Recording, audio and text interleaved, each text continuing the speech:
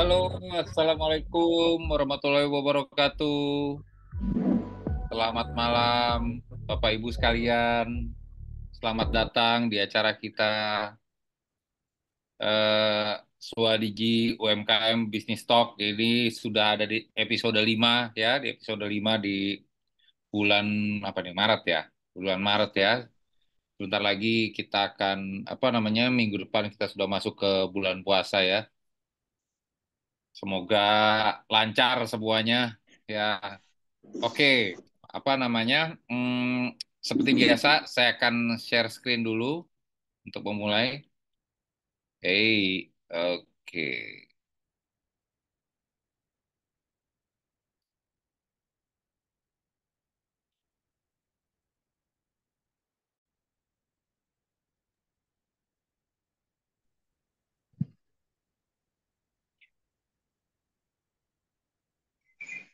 oke. Bentar.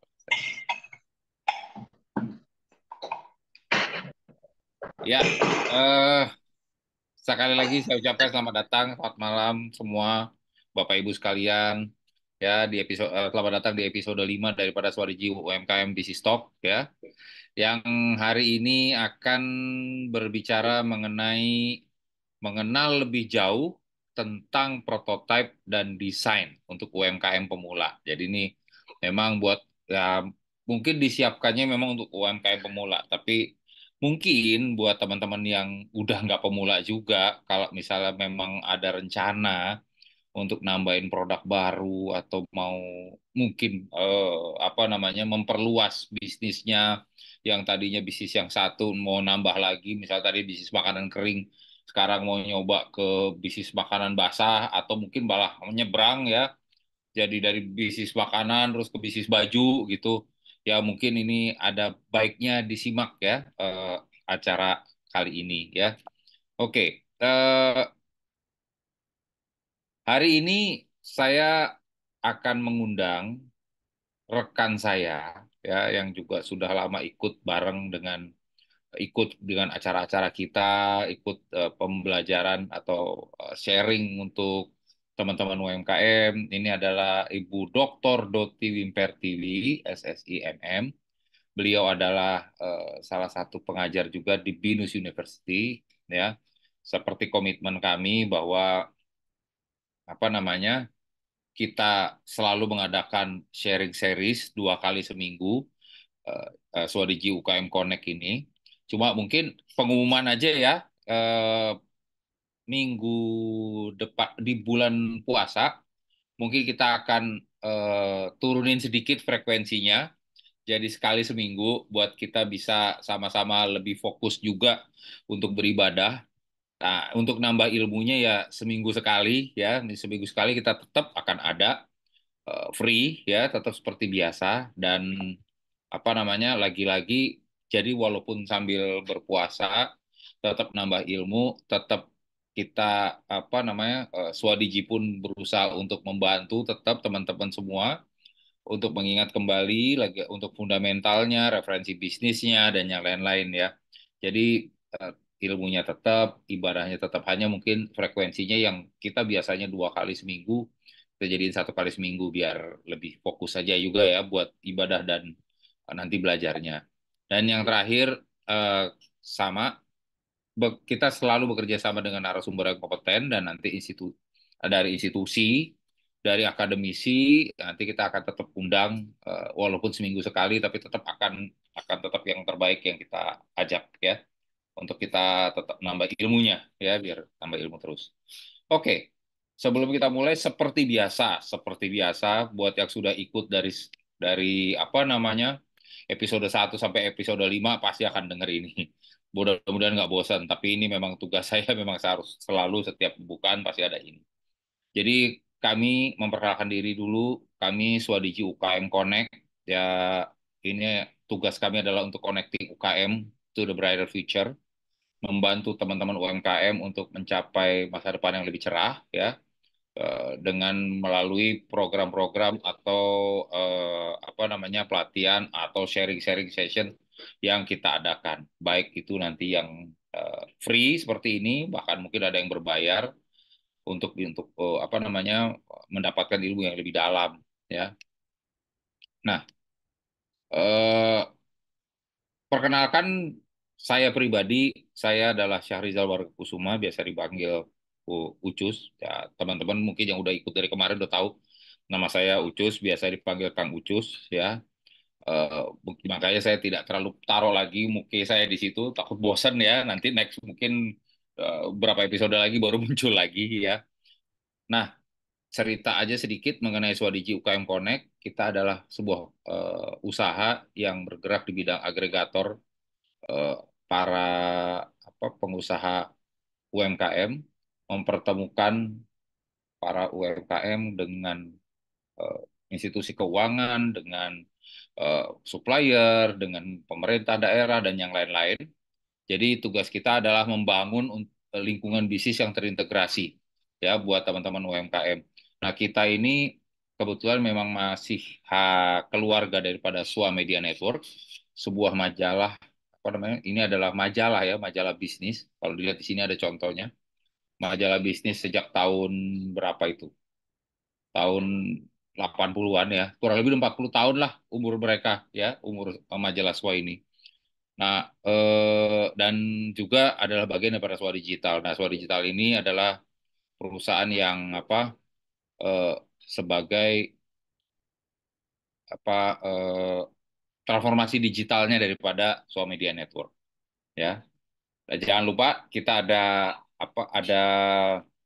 Instagram, tolong di follow swadiji.ukm connect dan ada juga Telegramnya. Nah, Telegram ini biasanya kita akan selalu sharing-sharing yang ada di situ ya untuk informasi-informasi atau ada kelas-kelas atau ada eh, program-program yang biasanya kita akan share di situ juga. Selain yang ada di grup WA yang sekarang Bapak Ibu ikuti juga ada di situ juga.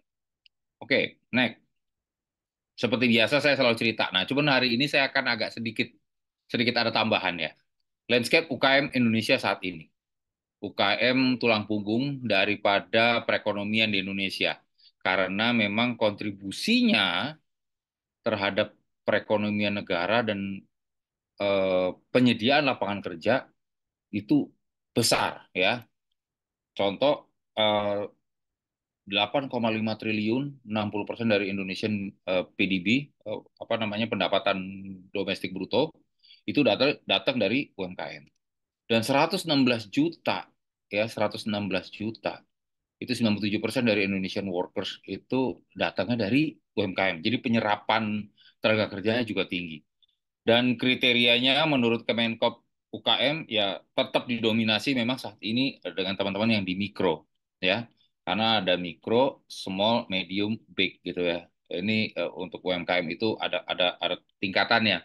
Dan yang paling banyak memang mikro dan yang mikro inilah yang sebenarnya saat ini sedang butuh bantuan. Padahal mereka ya itu tadi ini semua menghasilkan 8,5 triliun ya. Nah, yang saya mau tambahin hari ini, bukan hari ini sih, beberapa hari yang lalu sebenarnya. Hari ini saya baru ngulik karena dapatnya dari beberapa hari yang lalu. Beberapa negara di Eropa dan di Amerika itu ternyata sekarang mulai shifting dari yang industrialis menjadi UMKM. Lebih mencoba untuk mendukung UMKM. Ada beberapa literatur yang nanti mungkin minggu depan ya bisa saya share. Itu dari McKinsey, sebuah perusahaan konsultan ternama dari Amerika. Itu ngasih tahu bahwa banyak dari venture capitals atau pemodal-pemodal itu mereka sudah tidak lagi atau udah mengurangi signifikan menguranginya untuk invest seri A, seri B, seri C untuk startup ya. Mereka sekarang lebih kepada UMKM gitu. Justru mereka mulai bergerak ke UMKM karena saat ini mereka semua di luar negara-negara di luar ini banyak yang sudah mulai masuk ke krisis. Alhamdulillah Indonesia enggak ya. Dan kembali lagi memang Indonesia punya tulang punggung ini UMKM yang memang kalau dibina nih sebenarnya harusnya bisa kuat gitu dan akan terus menjadi lebih kuat.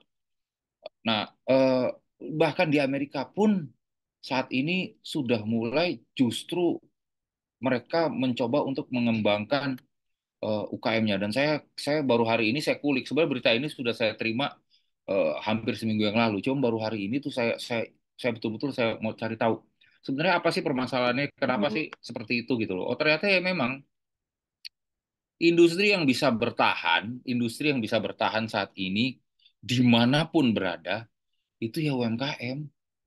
Industri yang sifatnya memang sektoral, sifatnya memang langsung di masyarakat, terus mereka bisa berdiri sendiri, mereka juga sama, mereka tuh punya karyawan di bawah 10 semua sama gitu ya, persis kayak di Indonesia.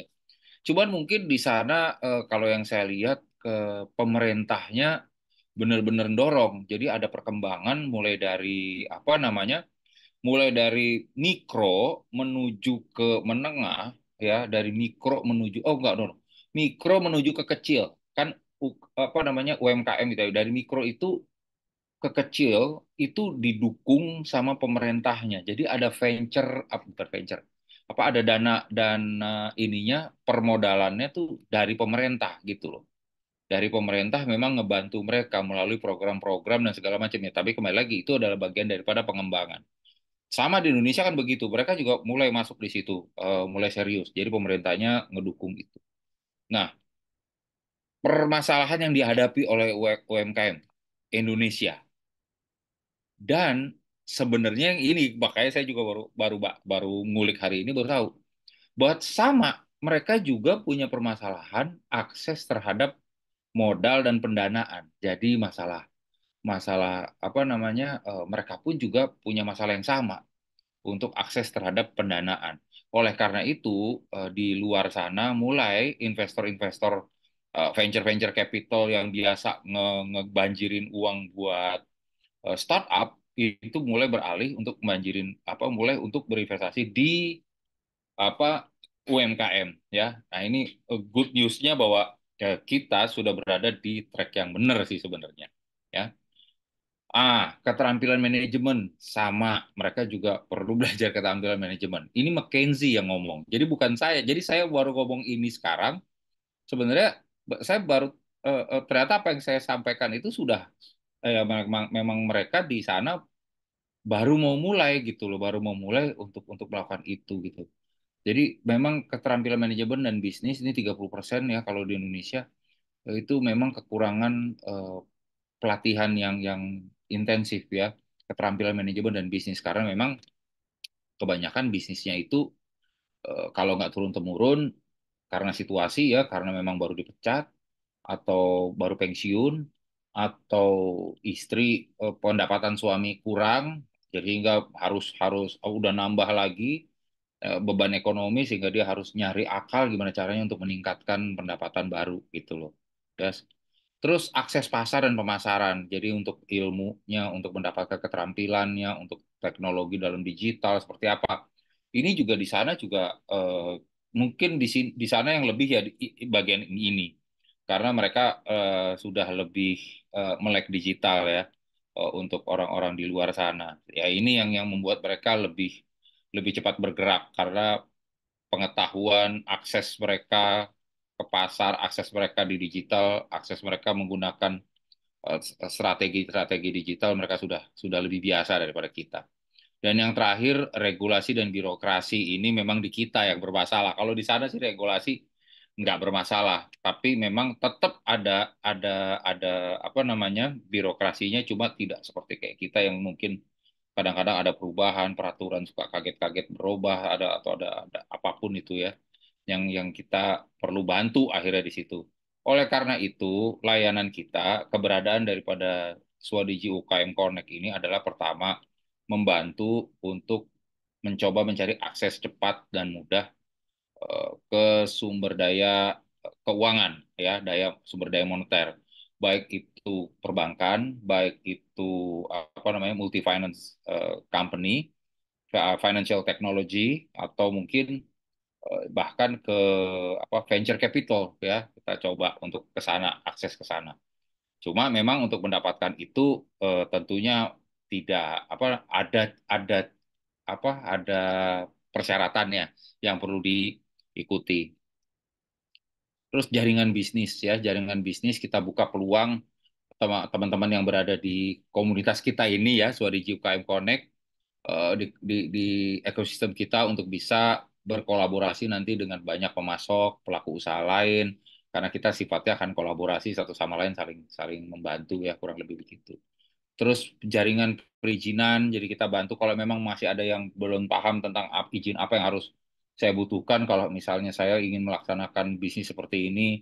Nah, ini nanti jaringan perizinannya pun kita juga bantu di dalam ekosistem ini. Dan yang terakhir jaringan pengembangan, jadi kita bantu dalam bimbingan, pelatihan, pendampingan, ada inkubasi bisnis, ada konsultasi merek, terus strategi digital yang terintegrasi, mungkin penggunaan sistem-sistem seperti tools-tools ya, seperti kayak POS, jika memang dibutuhkan tax management tools ya, jadi mungkin teman-teman nggak perlu sewa orang keuangan, tapi ya memang langganan aja tax management tools. Jadi nanti yang hitung pajak, yang hitung apa namanya ini itunya soal keuangan udah jadi kayak software as a service gitu ya. Jadi kita nggak pusing juga untuk tenaga kerja. Misalnya sekarang kalau misalnya punya warung apa namanya gerobak ya, gerobak bakso tersebar di 5 titik. Nah, terus si ownernya pengen tahu nih karyawan-karyawan saya sudah tiba di tempatnya belum dengan tepat. Berapa salesnya pada saat itu? Berapa ini? Ya itu pakai pakai aplikasi itu dia bisa kontrol dari rumah, bisa tahu oh ini udah masuk pada jamnya tepat dan segala macam. Itu ada aplikasi yang untuk apa tinggal tinggal langganan aja bulanan yang kayak gitu-gitu. Jadi nggak pusing masalah harus punya manajer apa manajer sumber daya manusia, manajer personal. Itu udah nggak perlu pakai itu aja juga udah cukup. Ya hal-hal yang kayak begitu ya. Ini yang kita siapkan juga di jaringan pengembangan. Nah, di ekosistem kita, Swadiji UKM Connect itu kita apa ada dukungan keuangan. Sebenarnya menyatukan dukungan keuangan, UKM dan supplier ya. Tiga ini yang selalu akan ketemu gitu di dalam operasional sehari-hari. Kalau misal UKM mau berjalan, ya tentunya dia kadang-kadang harus butuh modal karena untuk belanja kepada supplier gitu ya. Dan supplier butuh UKM untuk beli produknya dia. Dan dia juga butuh UKM yang mampu bayar produknya dia. Nah, ini yang terus apa namanya putaran ini akan terus berjalan dan tentunya mitra-mitra supplier kita lebih happy karena jaringan distribusi kita jadinya lebih luas si supplier ini. Karena UKM-nya kan makin lama makin banyak ya, kebutuhannya juga makin banyak gitu. Lalu ada penawaran yang unik dan eksklusif otomatis karena diharapkan nanti kebutuhan-kebutuhan teman-teman UKM ini bisa sifatnya gelondongan. Misalnya, oh beli tepungnya berapa? Seret gitu, banyak. Jadi sekali ngajuin tuh banyak. Nah, kita tinggal bagi-bagi aja tuh. Ini jatahnya siap berapa. Tapi kan harganya jauh lebih murah karena kita belinya dalam partai besar gitu ya. Nah, sementara untuk UKM sendiri itu ada penguatan pengembangan kemampuan usaha dan bantuan pemasaran dan operasional itu yang akan didapat karena berada di ekosistem ini. Ya, kalau untuk penguatan pengembangan ada training, ya, ada seminar, ada webinar, lalu ada mentoring ya, ada bentuknya workshop, bentuknya bootcamp nanti. Terus ada bahkan ada coaching ya, ada commercial guidance jadi di coaching kayak misalnya di inkubasi 10 3 bulan atau 6 bulan gitu ikut program seperti itu ya supaya omsetnya bisa naik karena fungsi daripada Swadiji UKM Connect ini memang sebenarnya bukan banyak yang selalu ngomong ya kalau kalau omsetnya udah 2 miliar setahun sih itu mah hitungannya bukan bukan UKM lagi enggak sih mereka tetap UKM loh ya Bapak Ibu sekalian mereka tetap UKM banyak yang rekan saya yang ada di startup apa namanya startup food and beverage seperti kayak bakmi Sindoro dari Jogja tuh contohnya itu dimulai dari gerobak pinggir jalan bikin bakmi cemek gitu sampai akhirnya sekarang sudah punya pabrik sudah punya apa makanan kering bakminya itu bentuknya instan bentuknya kering dan sudah punya kantor di Australia di beberapa negara ya ekspor ke sana kemari omsetnya udah jangan bicara 2 miliar udah lebih daripada itu tapi kalau ditanya kamu kenapa nggak masuk sebagai korporasi gitu ya dijadiin korporasi nggak mau dia tetap bilang saya mau UKM tetap jatuhnya dia mau tetap berada di UMKM gitu ya jadi UMKM itu bisa berkembang sampai sedemikiannya dan mereka tetap UMKM gitu mereka tetap UMKM. Nah, sekarang tugasnya dari Swadiji UMKM Connect adalah untuk membantu ya, baik ini nih melalui digital marketing strategi, pelatihan-pelatihan ini, coba bantu di akses perizinan dan mungkin kemampuan untuk akses pendanaan, tapi yang levelnya mulai dari yang kecil-kecilan dulu. Untuk apa? Untuk supaya berkembang dari mikro pak ke kecil. Dari kecil itu kan berarti kan sudah masuk tuh kalau udah di kecil itu biasanya sudah masuk tuh yang satu satu tahun 2 miliar lah gitu ya. Yang sebulan kemarin dibilang 100 juta gitu. Nah, inilah yang nanti akan kita kembangin terus ke sana. Nah, ini nanti ada apa trainer UKM yang akan membantu partner-partner saya ini, partner sahabat-sahabat saya yang untuk membantu. Terus untuk dukungan keuangan ini ada Getmo. Saat ini kita kerjasama dengan Getmo Dana Bijak ya untuk apa 700 apa pembiayaan sampai 750 juta tanpa jaminan dan fleksibel. Ini yang nanti akan ada nanti di akhir acara atau di setengah-tengah juga akan dikirim apa linknya jikalau ada teman-teman yang mau butuh pendanaan, pembiayaan, apalagi mau mau bulan puasa dan Lebaran mungkin butuh cepat, mungkin bisa ajuin di situ. Kalau misalnya mau ada izin, kalau nggak salah nanti Vera juga atau rekan kami akan kirimin juga form untuk perizinan. Kurang lebihnya itu ya. Ini jangan lupa ini nanti di bulan puasa tanggal 12 Maret. Jangan lupa daftar ya.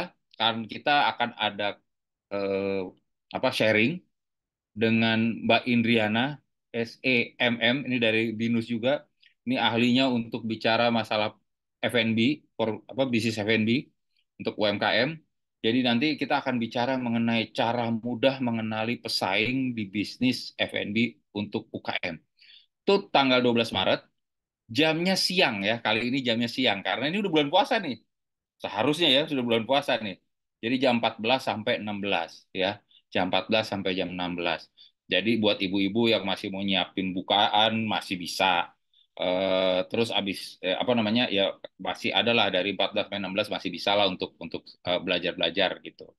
Terus jangan lupa ikuti Swadiji UKM Connect eh, ininya IG-nya, lalu ikuti selalu eh, Telegram Swadiji UKM Connect juga untuk mendapatkan informasi terbaru. Oke, ini saya lihat ada Pak Gunawan raise hand. Pak Gunawan, nanti raise hand kita jawab apapun pertanyaannya di akhir ya. Sekarang ini saya mau start di engine dulu untuk memperkenal apa namanya untuk mempersilahkan Ibu Dr. Doti Wimpertiwi SSIMM, rekan saya dari BINUS yang luar biasa, yang ahli dalam urusan membangun prototipe, ya, untuk bisa membawakan materinya sejenak, ya. Mungkin tanpa membuang-buang waktu, Bu Doti, saya persilahkan waktu dan tempatnya. Silakan Bu Doti, Terima kasih Pak Ucus. Suara saya kedengeran? kedengeran Bu Doti. Oke, saya izin share screen dulu ya. Wih, ada Kang Lugi, luar biasa. Lihat. Silakan, Sebentar. silakan.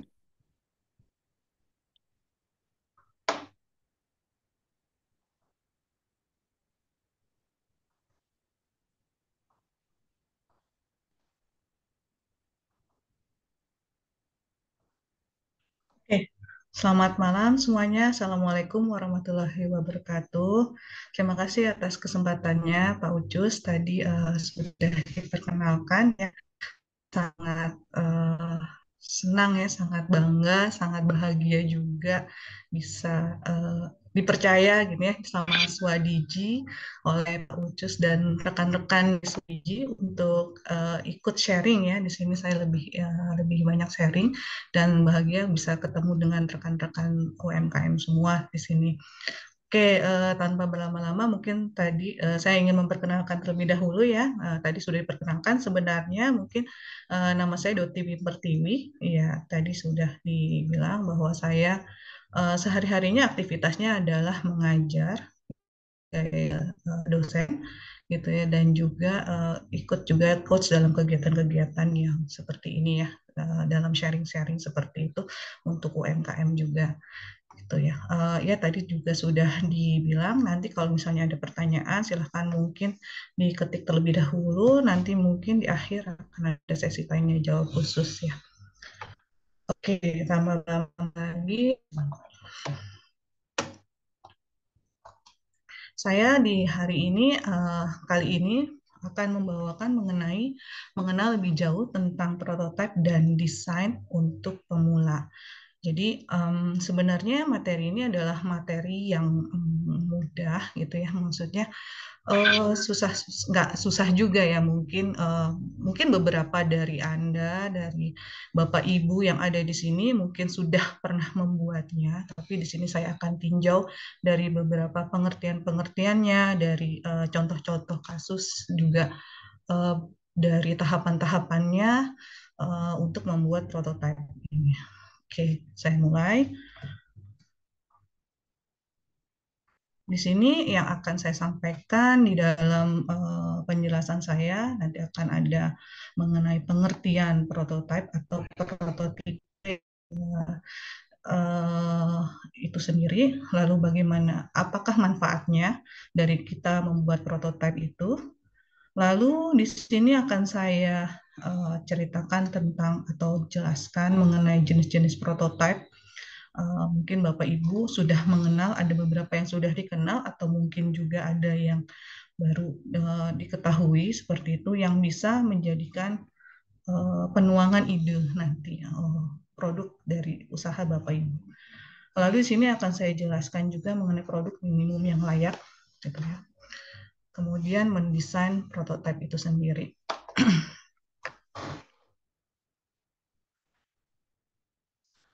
Oke, tadi saya jelaskan ini yang pertama adalah prototipe itu apa sih sebenarnya prototipe atau prototipe. Kadang-kadang kita berpikiran bahwa prototipe itu sudah sama dengan produknya. Padahal sebenarnya mungkin ada benarnya juga ya bahwa prototipe itu ada bentuk dari produknya gitu ya. Jadi sebenarnya kalau dari pengertiannya gitu ya, dari definisinya itu adalah prototipe itu adalah bentuk representasi atau perwakilan dan fitur dari suatu produk dasar yang Bapak Ibu buat yang terkait dengan produk jualannya lah seperti itu. Nah, sebenarnya prototipe itu tidak harus sama atau sudah menjadi suatu produk. Ada level-levelnya. Jadi ada tahapan yang dari awal sekali gitu ya, bahkan tahapan yang dasar, sederhana, sampai tahapan yang akhir yang sudah mendekati produk itu sendiri gitu. Nah, apa juga penjelasannya mengenai prototipe itu adalah sebenarnya metode dalam pengembangan produk dengan cara membuat rancangan. Nah, Bapak Ibu, rancangan juga termasuk prototipe. Sampel itu mungkin kalau Bapak Ibu punya produk yang terkait sama makanan minuman, sampel kita bagikan itu juga termasuk prototipe atau model ya, dengan tujuan pengujian konsep atau proses kerja dari produk. Nah, di sini kita lihat yang di bawahnya tujuannya itu adalah kita pertegas lagi bahwa prototipe itu tujuannya adalah untuk mengembangkan model atau rancangan produk yang Bapak Ibu buat menjadi produk final yang dapat memenuhi permintaan penggunanya gitu ya. Jadi tujuan dibuatnya prototipe adalah mendapatkan evaluasi dan umpan balik dari calon konsumen atau penggunanya seperti itu. Jadi eh, dalam pembuatan prototipe itu adalah bukan yang dilihat adalah bukan kesempurnaan dari prototipe, tetapi dalam pembuatan prototipe adalah kecepatan. Karena makin cepat kita membuat prototipe, kita akan makin mendapatkan evaluasi atau umpan balik dari calon konsumen kita atau calon pengguna kita. Jadi tidak seberapa perlu misalnya sudah harus mendekati final atau belum, kita berpikir bahwa prototipe kita masih belum sempurna, itu tidak masalah. Yang penting adalah kecepatannya. Kita akan semakin kita bisa mendapatkan prototipe, semakin kita akan mendapatkan evaluasi atau umpan balik dari calon konsumen atau pengguna kita. Evaluasi nanti yang tujuannya adalah kita dengan membuat prototipe itu, misalnya kita dengan adanya evaluasi yang positif, kita akan mempertahankan fitur-fitur atau fungsi yang akan kita buat, gitu kan. Atau kalau misalnya yang negatif, kita mungkin bisa minimalkan atau bahkan hilangkan. Kalau misalnya ada saran-saran yang awalnya kita nggak kepikiran gitu ya, itu bisa dijadikan pertimbangan kita. Oh ya, kalau misalnya sesuai dengan tujuan kita, sesuai dengan kita punya resource juga gitu ya, itu akan menjadikan kita bisa masukkan di dalam prototipe itu. Jadi sebenarnya prototipe itu sendiri mungkin belum belum berupa produk ya, bisa saja seperti itu, bisa berupa produk, bisa saja belum, seperti itu. Kita lanjutkan ya Bapak Ibu. Nah, apa sih sebenarnya manfaat kita membuat prototipe? Yang pertama adalah kita dapat menghemat waktu dan biaya pengembangan produk. Kadang kita misalnya dalam membuat produk itu ingin cepat-cepat apa namanya, membuat produk dan memperbanyaknya, dan akhirnya kita menjual tanpa kita mengetahui feedback atau evaluasi atau umpan balik dari calon customer kita, sehingga dalam hal itu ternyata produk kita mungkin belum bisa diterima gitu kan ya, belum bisa dapat diterima oleh calon customer kita.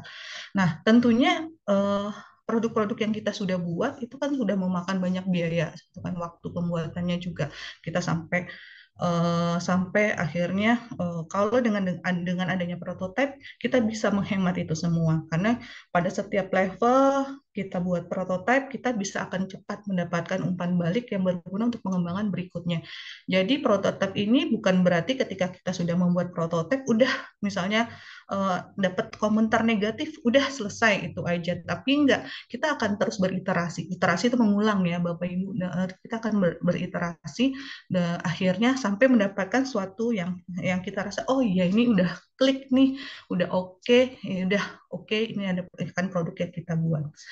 Lalu kemudian yang kedua adalah kita dapat mengetahui kebutuhan pengguna terlebih dahulu atau umpan balik awal yang tadi yang seperti saya bilang, bahwa dengan mengetahui, dengan kita cepat membuat prototipe, seberapa pun tahapannya ya, levelnya seperti itu, kita akan tahu bahwa sebenarnya kebutuhan pengguna itu mungkin ada, tergantung dari, nanti kita akan lihat ya, tergantung dari customer yang kita tuju. Sebenarnya customer yang kita tuju itu dia kebutuhannya sampai seberapa jauh seperti itu. Jangan-jangan ketika kita sudah merencanakan di dalam produk kita, jangan-jangan itu bukan kebutuhan yang customer tersebut, tapi kebutuhannya adalah yang lainnya atau malah berbeda jauh seperti itu.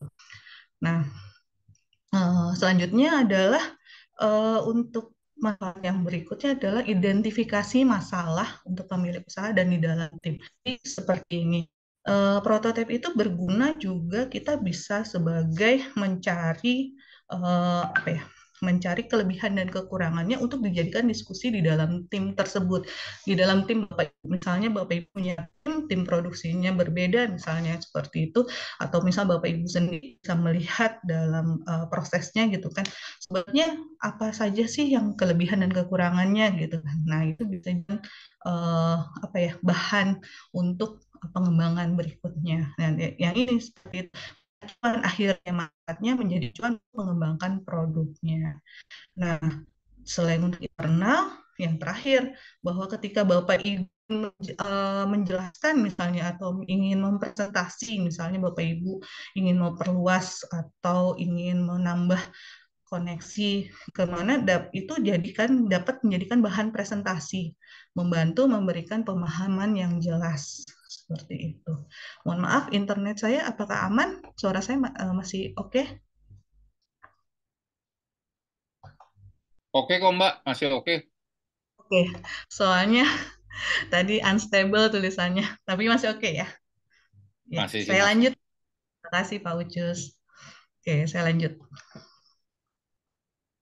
Nah, ini kita bisa lihat, saya akan bahas kupas satu-satu mengenai jenis-jenis prototipe seperti itu.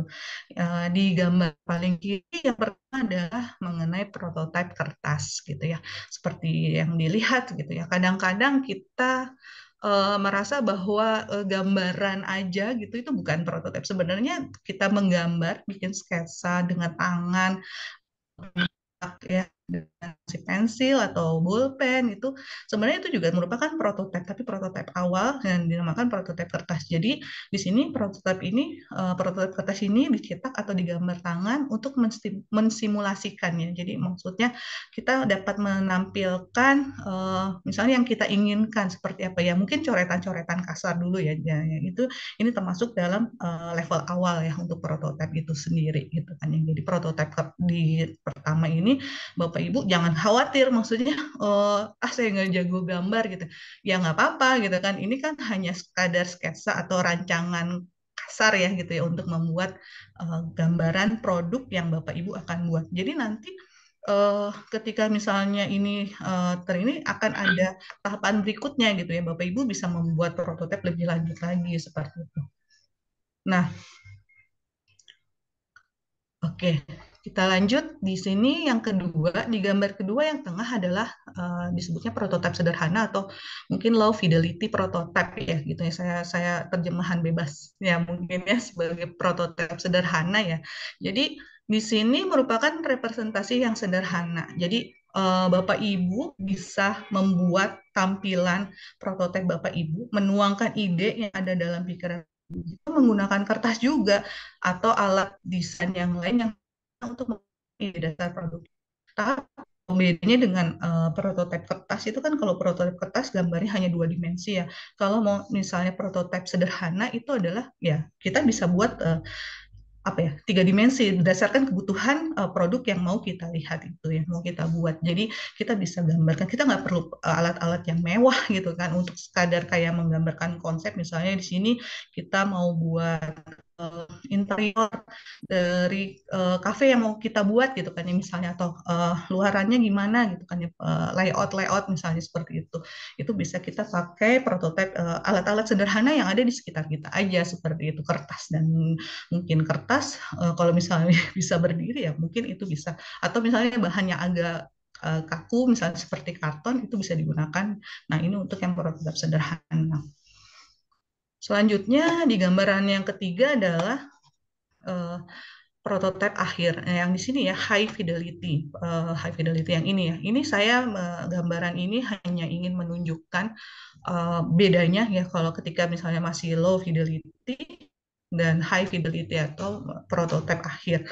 Jadi di sini yang disebut prototipe akhir adalah lebih mendekati tampilan dan fungsi dari produk akhirnya. Seringkali ini biasanya digambarkan untuk produk-produk yang menggunakan alat pengembangan perangkat lunak atau software ya. Memiliki biasanya kalau prototipe ini akuratannya mendekati produk akhirnya. Ya misalnya 80% ke atas lah seperti itu. Oke, kita lanjut ya Bapak Ibu ya.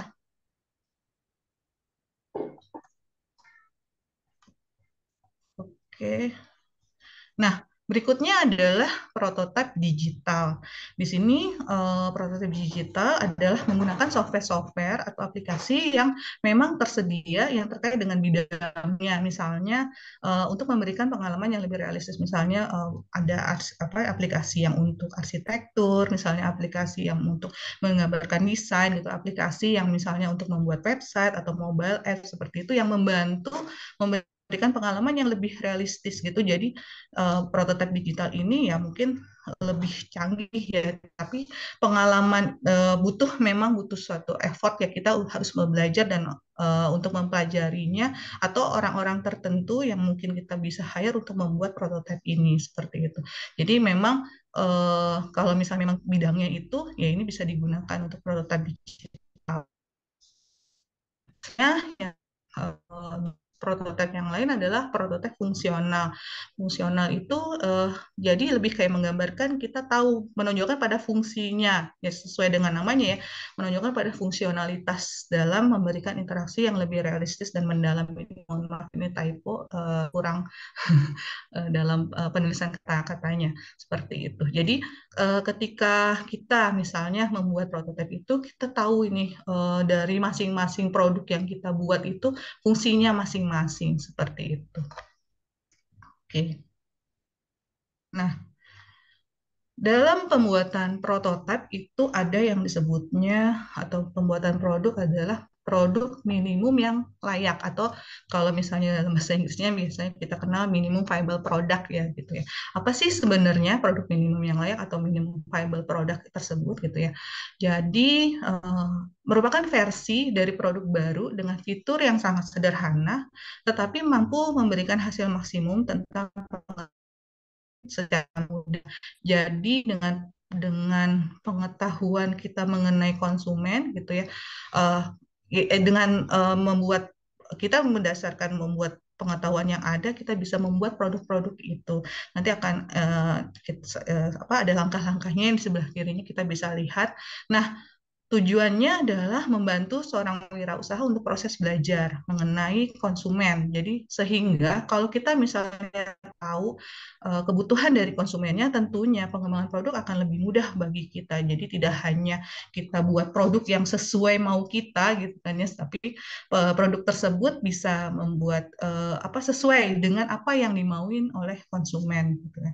Nah, tadi tujuan membuat prototipe adalah kita kan ingin mengetahui fitur-fitur atau fungsi-fungsi utama. Jadi di sini kita lihat fitur di MVP ini atau produk minimum layak ini mengandung fitur-fitur atau fungsi-fungsi utama yang memiliki nilai yang tinggi untuk konsumen. Jadi tidak sekedar kita buat produk, tapi produk-produk itu bernilai bagi konsumen kita. Jadi bermanfaat sekali. Nah, bagaimana sih sebenarnya informasi apa saja yang bisa kita uh, dapatkan untuk kita perlukan gitu ya, kita perlukan untuk pengembangan tersebut. Ini sebenarnya ada macam-macam ya, maksudnya tools yang kita bisa lihat untuk dalam pembuatan minimum MPP ini minimum viable product tadi atau produk minimum yang layak ini. Jadi, tapi saya coba sampaikan langkahnya apa kita harus tahu segmentasi konsumen. Mungkin kemarin yang ikut ya dalam series ini juga sebelumnya rekan saya juga Pak Arief sudah menjelaskannya mengenai segmentasi ya, segmentasi konsumen. Nah, segmentasi konsumen itu kita perlu tahu untuk awal untuk kelompok mana yang kelompok konsumen mana yang akan kita tuju supaya kita tahu memberikan nilai apa sih yang tepat produk yang akan bahwa membuat produk tapi ada sesuatu nilai yang kita akan berikan. Nah, yang di langkah kedua itu. Jadi setelah kita tahu segmentasinya, sasaran konsumen yang mana, kita berikan nilai apa nih pada konsumen tersebut. Nah, baru langkah yang ketiganya kita perlu tahu adalah channel yang akan kita gunakan untuk memberikan nilai kepada konsumen. Channel di sini maksudnya tempat kita menaruh nilai tersebut atau eh, menaruh produk kita. Misalnya bisa channel promosi kita, channel transaksi kita, channel penjualan kita seperti itu.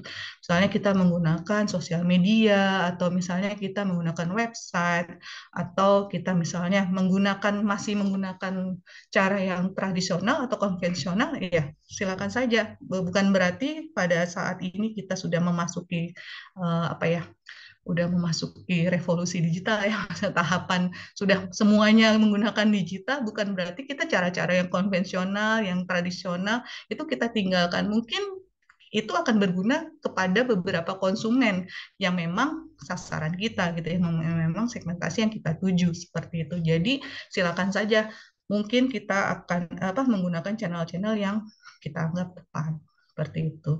Nah, selain kita mencari tahu channel yang akan kita gunakan, kita juga cari tahu bagaimana sih caranya mengikat konsumen kita, gitu kan ya. Bagaimana caranya mengikat? Mungkin kita beberapa bisa kita lihat dari produk atau usaha perusahaan-perusahaan yang sudah berjalan. Apa sih yang sejenis dengan kita? Dia menggunakan cara apa sih untuk menarik konsumen supaya kita tetap terikat dengan konsumen kita gitu kan. Seperti itu mungkin beberapa kayak menggunakan kayak database untuk kayak ngasih poin gitu kan atau ada misalnya memberikan bonus, promosi seperti itu, harga-harga mungkin harga-harganya ditekan seperti itu. Itu cara-cara yang kita bisa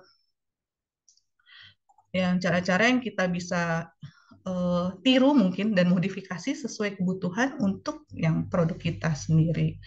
Nah, kemudian langkah yang berikut adalah resiko-resiko yang mungkin ada dalam hal ini mungkin dalam pembuatannya ya, dalam pembuatan produk tersebut gitu. Nah, baru setelah kita tahu data-datanya itu kita lihat di sini kita tuliskan apa sih hasil pembelajaran atau masukan yang kira setelah kita observasi, setelah kita survei, setelah kita riset tentang konsumen kita, eh, kita tuliskan. Nah, gunanya apa? Kenapa kita perlu itu? Ya, untuk pengembangan produk tadi, untuk prototipe kita, supaya prototipe kita menjadi bernilai. Seperti itu. Nah, itu yang ketujuh, apa selanjutnya? Setelah kita dapatkan semua informasi, ya tentunya kita akan mulai membuat prototipe itu sendiri, gitu kan. Nah, ini adalah akan menjadi suatu produk minimum yang layak. Jadi, kita tidak sekedar menciptakan sekedar membuat produk, tapi kita sudah punya mengantongi nih informasi yang ada untuk dapat kita kembangkan prototipe tersebut. Seperti itu. Oke, lanjut.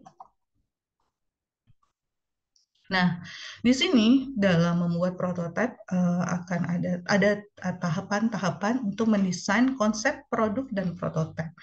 Ada yang dinamakan metode, salah satunya adalah metode design sprint, yaitu suatu metode untuk membuat konsep produk dan prototipe. Itu ya, ada lima tahap ya untuk mendesain konsep produk tersebut. Yang pertama adalah pahami. Tadi setelah kita pahami itu adalah kita harus tahu, pahami masalahnya, kita pahami tujuan, kita pahami konsumen kita pahami nilai yang mau kita buat, yang tadi yang sesuai dengan produk informasi yang kita kantongin dari yang tools yang kita awal ya tadi ya, produk minimum yang layak tadi. Kita harus pahami semua. Karena ketika kita sudah paham, kita pahami industrinya juga, siapa suppliernya kita, karakter produk kita seperti apa nantinya gitu kan ya. Karena kan sudah pastinya sudah ada produk-produk yang sejenis yang sudah dijual dulu gitu kan ya, seperti itu. Nah, kita pahami terlebih dahulu permasalahannya gitu, semuanya yang ada informasi-informasi itu. Nah, setelah kita pahami yang tadi kita sudah buat, kita kembangkan, kita lihat, kita prioritaskan apa saja yang akan kira-kira alternatif apa aja yang akan kita buat. Seperti itu, kita mulai buat perencanaannya. Misalnya alternatif-alternatif untuk memutuskan, misalnya tadi kita sudah tahu bahwa suatu karakter dari customer kita. Apa nih kira-kira dari customer ini yang kita bisa kasihkan, kita berikan eh, dari pemahaman dari informasi yang kita punya. Nah, baru kita akhirnya putuskan mulai nih kita eh, membuat rancangan, kita tuliskan poin-poin yang tadi kita mungkin masih alternatif-alternatif yang untuk kita bisa kembangkan. Di sini kita mulai prioritas yang bisa kita sesuaikan dengan budget kita, misalnya seperti ini, yang sesuaikan dengan yang kira-kira ini cocok nih gitu kan ya. Akhirnya menjadi suatu ide, dan ide tersebut akhirnya kita buat itu prototipenya. Nah, prototipe itu yang tadi yang saya bilang, silahkan buat pada level tergantung dari kebutuhan. Jadi kalau kita misalnya membutuhkan itu evaluasi lebih cepat, ya silahkan langsung buat sesuai dengan kebutuhan aja, seperti itu. Nah, baru kita evaluasi lagi, iterasi lagi, ulang lagi kita prosesnya, kita dapat apa namanya masukan lagi. Nah, sampai akhirnya kita sudah fix nih, udah yakin bahwa oh ini nih kira-kira yang akan produk yang akan kita buat seperti ini. Nah, kita tes, validasi istilahnya yang kelima ya, kita tes ke pasar. Apakah memang produk yang kita buat itu memang diinginkan oleh pasar seperti itu. Oke. Nah, ini ada study case ya, mungkin ya. Study case dari contoh bagaimana mendesain, contoh study case mendesain pengembangan konsep kafe kekinian. Nah, kita lihat ya, misalnya Hmm, di sini kita lihat bahwa sebuah tim pengusaha muda ingin membuka sebuah kafe kekinian yang menawarkan makanan dan minuman unik dari perkotaan yang ramai. Mereka ingin menarik perhatian generasi milenial dan menciptakan pengalaman yang menarik bagi pengunjung kafe. Nah, ini latar belakangnya ya, kenapa membuat konsep kafe ini. Nah, langkah-langkahnya pertama adalah identifikasi tujuannya terlebih dahulu bahwa tujuan dari si pemilik usaha ini adalah membuka kafe kekinian yang menarik perhatian generasi milenial. Nah, di sini kita lihat ya, generasi milenial berarti yang menjadi segmen dari konsumen dari konsep kafe kekinian ini adalah generasi milenial. Tujuannya apalagi menawarkan makanan dan minuman unik yang belum ada di daerah tersebut. Tujuannya seperti itu. Nah, dari dua ini kita lihat eh, apa namanya sesuai dengan tadi tahapan-tahapan yang kita gunakan di sebelum penjelasan saya sebelumnya. Nah, di sini kita lihat ada pembentukan tim terlebih dahulu. Timnya ini adalah pembuatan prototipe ini dari pemilik kafenya, lalu ada koki, kemudian ada desainer interior